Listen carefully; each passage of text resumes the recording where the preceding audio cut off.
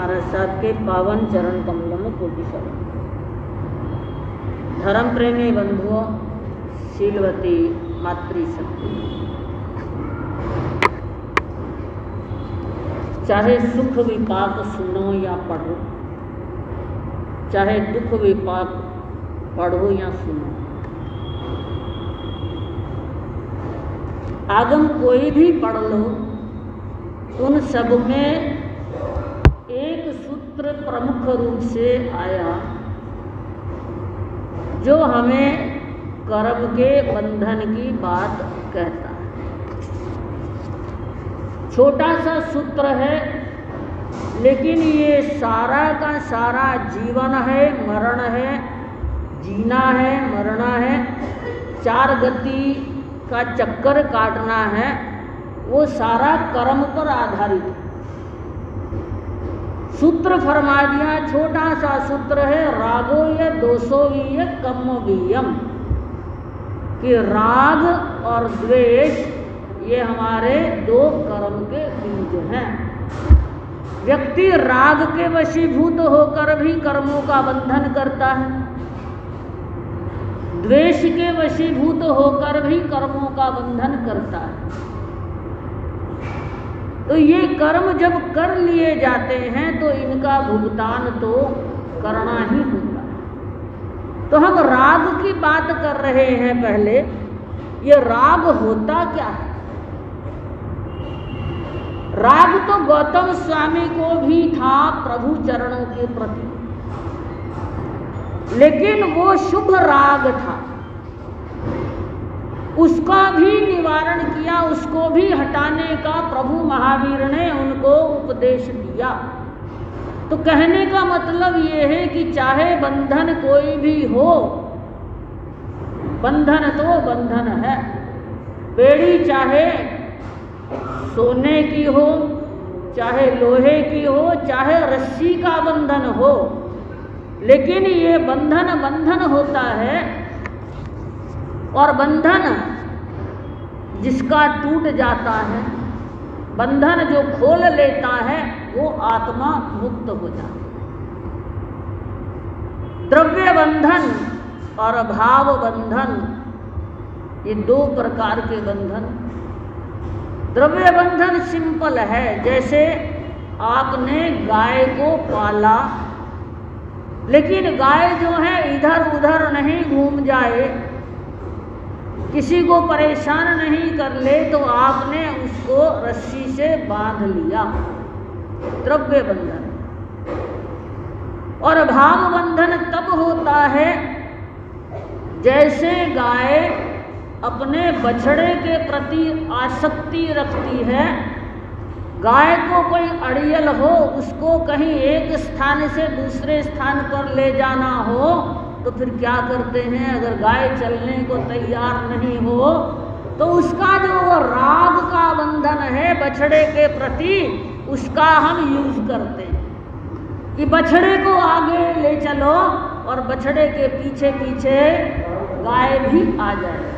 तो ऐसा ये स्नेह का बंधन, नेह का बंधन, ये भाव बंधन है। ये भाव बंधन देखिए हमारे भावों में परिवर्तन भी लाता है। कैसे परिवर्तन लाया? एक बिल्ली जब चूहे को पकड़ती है, झपटती है, तो उसके भाव कुछ अलग होते हैं। तीखे तीखे दांत भी उपयोग में आते हैं, दांत तो तीखे ही हैं बिल्ली के, जैसे मांसाहारियों के होते हैं। लेकिन जब उन्हीं दांतों से वो अपने बच्चे को, अपने शावक को पकड़कर इधर से उधर करती है, तब वो दांत किंचित मात्र भी उस शावक को चोट नहीं पहुंचाता। तो यहाँ उसका स्नेह का बंधन है, राग का बंधन है। और ज्ञानियों ने कहा कि ये राग जो है, इसके भी विभिन्न शेड कह लो, विभिन्न प्रकार कह लो। शेड समझते हो ना? एक ही रंग है, महिलाएं ज्यादा समझती। ये अलग अलग शेड, थोड़ा सा हल्का लाल होना है, इससे और ज्यादा, इसी शेड में कोई और बताना, ये खरीदारी जब करती हैं तो कपड़ा खरीदो चाहे कॉस्मेटिक खरीदो, इनको ये शेड पसंद आना चाहिए, वो मैचिंग वैचिंग का चक्कर रहता है ना। तो वो शेड जो है ये अध्यात्म के क्षेत्र में ये हमारे राग और द्वेष के भी शेड हैं। राग का शेड देखो, सबसे पहले इच्छा प्रबल हो जाती है, इष्ट का संयोग मिलने की चाहना, चाहे कोई वस्तु है चाहे कोई व्यक्ति है। अब किसी ने कोई सुंदर सा आभूषण पहना, देखा मन को लुभा गया, अच्छा लगा, तो अब घर जाके खैर नहीं श्रीमान, लालसा हो जाती है, इच्छा हो जाती है कि मैं भी ये लूं, वो कितनी सुंदर लग रही है इस आभूषण में, इस परिधान में, तो मैं भी वैसा लूं। ये हमारा उस वस्तु के प्रति राग भाव हो गया कि हमने देखा, अच्छा लगा और इच्छा बलवती हो गई कि मैं भी इसको लूं। और जब तक नहीं मिले तब तक मन मुरझाया रहता है, और जब मिल जाए तो पांव धरती पर नहीं टिकते। तो ये इच्छा जो है ये हमारा एक शेड है। फिर है कामना। कोई भी प्रिय व्यक्ति हो उसको मिलने की इच्छा है, उससे मिल लूं एक बार, जाके आऊं, कैसे भी कहीं भी दिखाई दे जाए। और ये काम राग से पीड़ित जो आजकल की युवा जनरेशन है, ये पता नहीं कहाँ कहाँ जो है ये अपनी नजरें घुमाते फिरते हैं। ये भी राग की पराकाष्ठा हो, काम राग की पराकाष्ठा, ज्यादा खुलासा नहीं करती हूँ। फिर तीसरी है अभिलाषा। ये एक और शेड आया राग का, अभिलाषा। अभिलाषा और इच्छा में इतना ही फर्क है, जब हमारी इच्छा एकदम एक्सट्रीम तक पहुंच जाती है, तीव्रतम हो जाती है, ग्रेडिंग होती है ना, ग्रेट, ग्रेटर, ग्रेटेस्ट, तीव्र, तीव्रतर, तीव्रतम। जब हमारी इच्छा तीव्रतम हो जाती है वो अभिलाषा बन जाती है।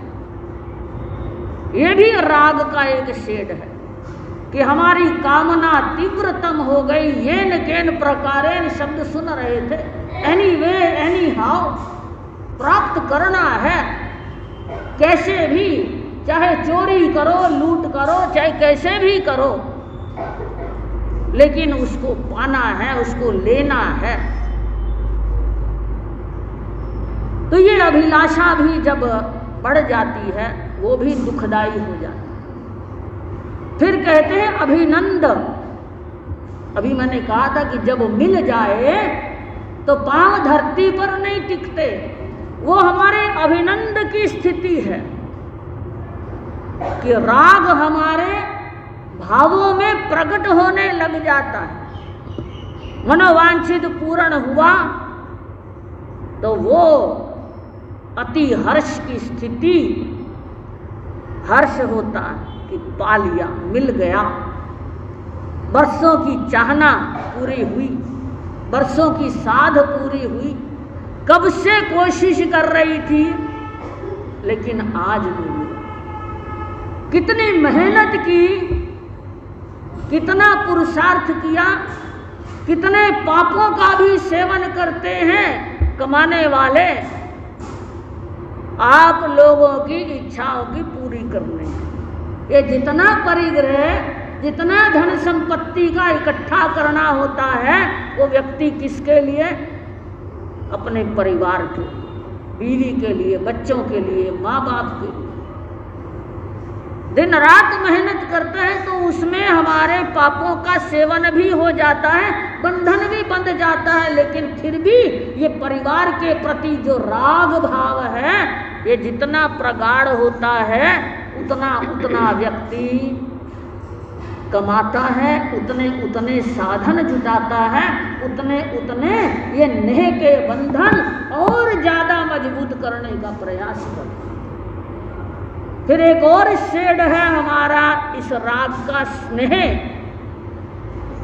स्नेह होता है एक व्यक्ति विशेष के प्रति, किसी के गुण देख, छोटों के प्रति स्नेह का भाव रखते, त्यागी तपस्वी के प्रति आपका स्नेह का भाव रहता है। आगम तो यहाँ तक फरमाते हैं कि जो श्रावक हैं वो अम्मा पीयूष समाना होते हैं। यूं तो 4 प्रकार के होते हैं श्रावक। अम्बा पीयूष समाना, माता पिता के समान वात्सल्य भाव, स्नेह भाव रखने वाले, साधर्मियों के प्रति, साधु साध्वी के प्रति वात्सल्य भाव रखने वाले, कि चाहे वो ज्ञानी कम हैं, पढ़े लिखे कम हैं, त्याग कम करते हैं, लेकिन उनके प्रति माता पिता जैसा स्नेह, जैसे अपनी निखित संतान के प्रति भी माता पिता का राग भाव रहता है, उसका पालन पोषण करते हैं, ठीक वैसे ही जो अम्मा पीयूष समाना श्रावक होते हैं, श्राविकाएं होती हैं, वो साधु साध्वी के प्रति स्नेह का भाव रखते हैं, वात्सल्य का भाव रखते हैं। फिर सारी झांझरियाँ खत्म हो जाती हैं, कौन किस संप्रदाय का है, कौन किस आमना का है, मन में स्नेह का भाव, वात्सल्य का भाव होता है तो आना भी हो जाता है और सेवा शुश्रूषा भी हो जाती है। अगर नहीं हो ऐसा भाव तो आना भी नहीं होता और सेवा शुश्रूषा भी पूछी नहीं जाती, और फिर कहते देव आयुष्य का बंध भी नहीं करते। ये भी कारण उसमें आते हैं, गुरु मैया फरमाते हैं। फिर है ममत्व, स्नेह अच्छा हो गया। ममत्व का भाव जो है ये ममत्व स्वामित्व लाने वाला है कि ये मेरा है, इसके ऊपर किसी का कोई अधिकार नहीं। ये ममत्व जहाँ आ जाता है, स्नेह से ममत्व में बढ़ गए, राग भाव और ज़्यादा मजबूत हो गया, आसक्ति का भाव ज़्यादा हो गया। इसके साथ साथ 2 और शेड भी आ जाते हैं जिसमें वृद्धि भी है और मूर्छा भी है, गहन आसक्ति भी आ जाती है। तो उस समय फिर ये पाप के दलदल से कोई छूटने वाला नहीं। अब देखिए ये 8 शेड जो हमारे राग के हैं, जो हमारी इच्छा से लेके मूर्छा तक हो गए, मूर्छा भाव ये हमारे लिए दुखदाई है। एक दिन ये बात भी आपके सामने रखी थी, अनेक बार सभी रखते कि नासा परिगहो उत्तो मुच्छा परिगहो उत्तो। नंदन मणियार की आसक्ति याद है आपको? अच्छा बड़ा श्रावक था, श्रावकाचार में रमन करता था, लेकिन मन में बात आई लोकेशना की कि लोग मेरी तपस्या से मेरे कोई अनुमोदना नहीं करता, मेरा नाम नहीं होता है, ऐसा करूं कि मेरा नाम हो, ये नाम हो। वो बावड़ियाँ खुदवा डाली, ठंडा मीठा पानी, व्यायामशालाएं बनवा ली, सब कुछ बनवा लिया, और जब लोग प्रशंसा करते कि अरे कितना मीठा पानी, कितना अच्छा पानी है, कितनी ये व्यायामशाला, इतना थक के आओ यहाँ आराम मिल जाता है। आजकल की भाषा में वो जिम कह लो, सौंदर्यशालाएं कह लो, वो ज़्यादा समझ में आ जाती हैं आपको, सैलून कह लो, है ना, जहाँ मसाज सेंटर वगैरह हैं सारे।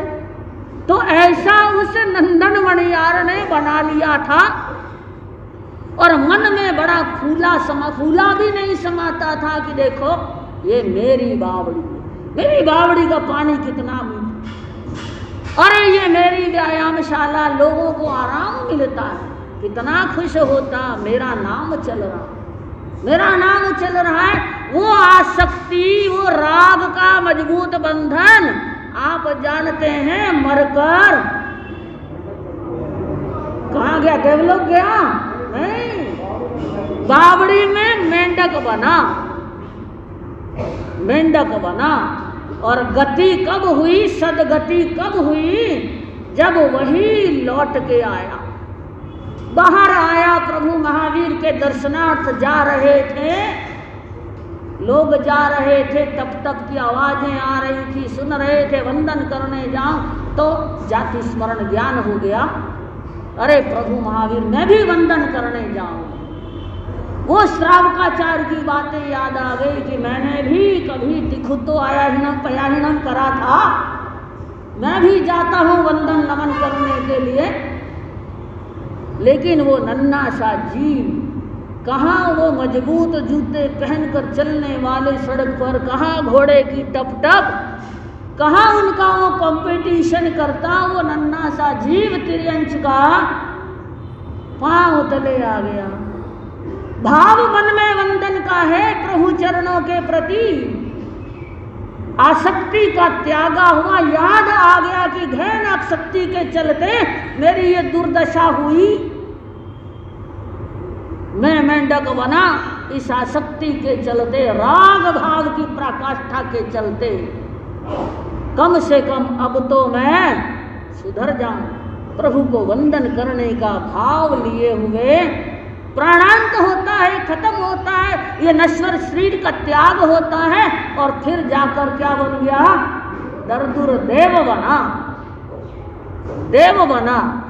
तो यहाँ देखिए ये हमारी गति जो है बिगड़ जाती है जब हमारा राग का बंधन मजबूत हो जाता है। ये भी बंधन है, कुछ अच्छा भी है। दो प्रकार का बंधन है, द्रव्य और भाव मैंने आपको पहले बताया, लेकिन यहाँ पर है शुभ और अशुभ।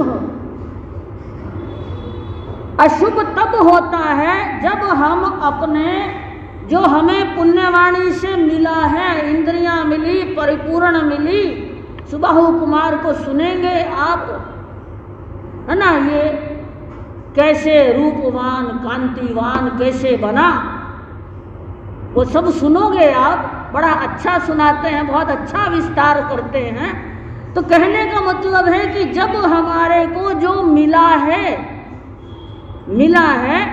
सुंदर शरीर मिला, बलवान शरीर मिला, इंद्रियां परिपूर्ण मिली, धन वैभव सुख संपत्ति सब विरासत में मिला, और जब हम इन सभी का इंद्रियों के विषय विकारों में, कषायों में, सारे सुख सुविधाओं में पूरी तरह से रमन करने में इनका उपयोग कर लें, तो ये हमारा राग भाव अशुभ राग हो जाता है, अशुभ राग हो जाता है। कंचन कामिनी में मुग्ध बना हुआ ये अशुभ राग का बंधन है, ये सर्वथा त्याज्य है। फिर कहा शुभ राग कौन सा, जब हमारे को मिले हुए का उपयोग शुभ होता है। शरीर मिला, सेवा कर लो, धर्म स्थान पे आना जाना कर लो, तन निरोग मिला है तो कम से कम दूसरों का दमन मत करो। पावर है आपके पास, सत्ता है, पर दमन मत करो। दमन करना है तो अपनी आत्मा का दमन करो। जो मिला है, धन संपत्ति मिली है, उसको परोपकार में लगा लो। सुंदर शरीर, बलवान शरीर त्याग कर लो, तप कर लो, कर्मों की निर्जरा हो जाएगी। ये शुभ उपयोग है।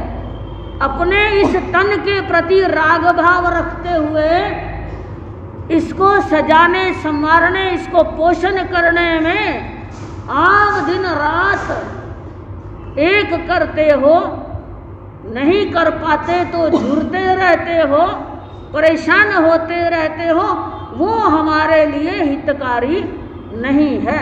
हितकारी तब होता है कि जब हम इंद्रियों को भी सम्यक प्रकार से उनकी ऊर्जा का सदुपयोग करें।